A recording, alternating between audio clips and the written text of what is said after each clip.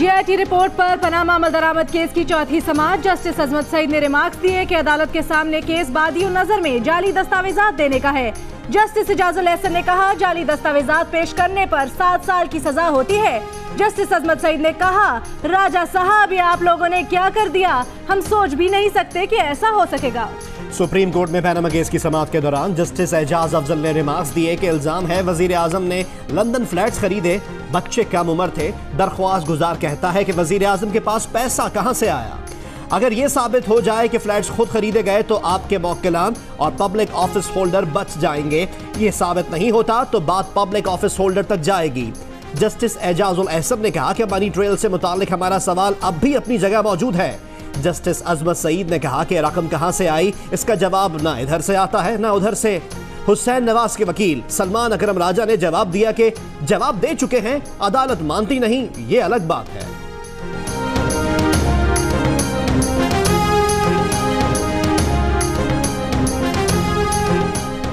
वजीर आजम के बच्चों हुसैन, हसन और मरियम नवाज ने GIT के सोर्स मटीरियल को सुप्रीम कोर्ट में चैलेंज कर दिया। GIT ने मवाद गैर मुसद्दिका और नामालूम जराए से हासिल किया। GIT का मकसद तफ्तीश के दूसरे जराए को रोकना था। हकीकी मकसद मरियम नवाज को किसी भी तरह मुकदमे में मुलव्विस करना था। GIT का ब्रिटिश वर्जन आइलैंड से मंगवाया गया खत अहम मिसाल है दरख्वास्त में मौकिफ।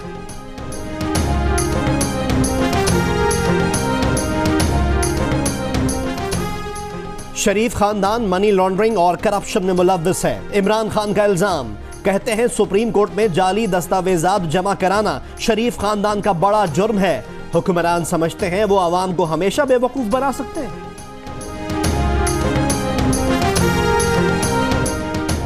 दानियाल अजीज कहते हैं एड़ी चोटी का जोर लगाया जा रहा है कि ये केस ट्रायल कोर्ट में चला जाए और तमाशा लगा रहे। आबिद शेर अली बोले, करप्शन और झूठ इमरान खान के खमीर में है। वो किस हैसियत से हसन, हुसैन और मरियम नवाज से कारोबार का सवाल करते हैं। तहरीक इंसाफ के रहनुमा नईम उल हक कहते हैं वजीर आजम ने अदालत में जाली कागजात पेश किए। वजीर आजम हाउस जालसाजी का मरकज बन गया।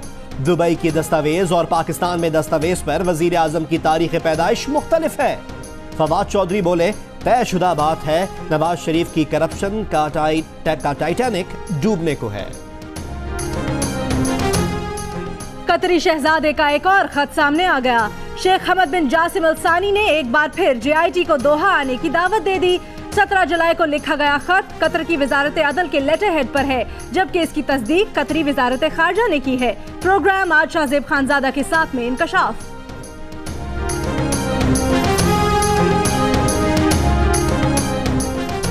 इस्लामाबाद की इंसदाद दहशतगर्दी की खुसूसी अदालत ने एक बार फिर इमरान खान और ताहिर और कादरी की जायदाद की तफसील तलब कर ली।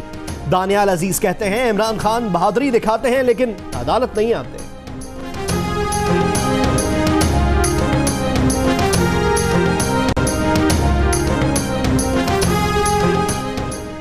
भारत ने नवा बरस जंग बंदी की 580 बार खिलाफ वर्जियां की। दर्जनों शहरी शहीद हुए। दफ्तर खारजा की भारत की LOC की मुसलसल खिलाफ वर्जियों की मजम्मत। कहा, भारत की जंग बंदी मुआहिदे की खिलाफ वर्जियां मकबूजा कश्मीर की सूरत हाल से तवज्जो हटाने के लिए हैं। इलेक्शन कमीशन ने सिंध असम्बली के हल्के 114 में ज़िमनी इंतखाब के वोटों की दोबारा गिनती की MQM की दरख्वास्त निपटा दी। मामला इलेक्शन ट्राइब्यूनल को भेज दिया। सईद गनी की कामयाबी के नोटिफिकेशन के लिए जारी हुक्म इम्तना भी खत्म।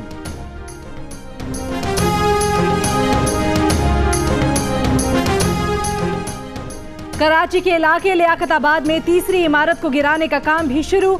इमारत गिराने के वाक़े का मुकदमा सरकारी मुद्दईयत में बिल्डर के खिलाफ दर्ज। मुकदमे में कत्ल बिल सबब, जख्मी, घर का सामान लूटने और गफलत की दफात शामिल। कराची में आज भी बादल बरसेंगे। घन गरज के साथ बारिश का इम्कान। हल्की और कभी तेज बारिशों से सड़कों पर पानी जमा हो गया। कई इलाकों में निकासी है आपका काम मुकम्मल ना हो सका। महकमा मौसमियात की कल तक वक्फे वक्फे से बारिश की पेशगोई।